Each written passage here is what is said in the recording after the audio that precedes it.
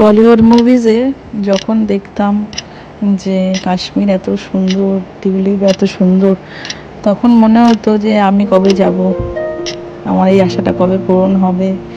মানে আমি প্রায়ই স্বপ্ন দেখতাম যে কাশ্মীরে যাচ্ছি, এখানে ঘুরতে।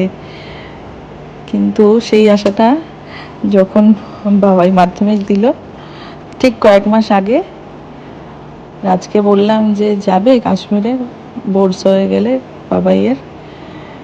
আর যেই কথা কর্তামশাই তো কোনোটাতেই না বলে না, মোটামুটি হ্যাঁই করলো, বললো দেখো তাহলে।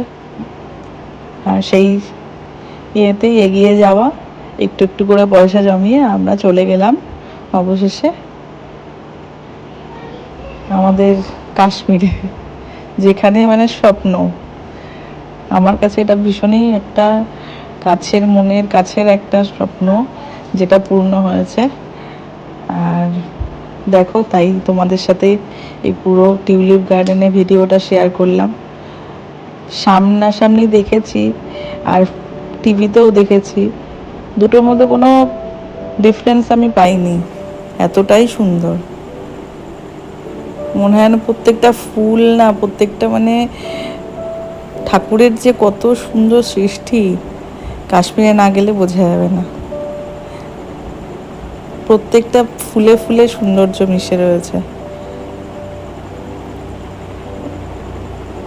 দেখো কত সুন্দর, এত রং বেরঙের ফুল, কোনোটা লাল, নীল, মানে সব কালারই তুমি ওখানে খুঁজে পাবে।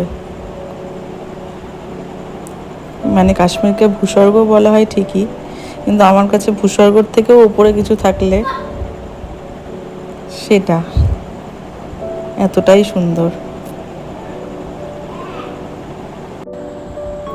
তোমাদের সাথে এই ভিডিওটা শেয়ার করতে পেরেছি, এটা আমার মন থেকে মানে কতটা যে খুশি হয়েছি আমি নিজে, সেটা বলে বোঝাতে পারবো না। যদি বলে কেউ আমাকে আবার যেতে কাশ্মীর, আমি বলবো বারবার যাব, চলো এখনই।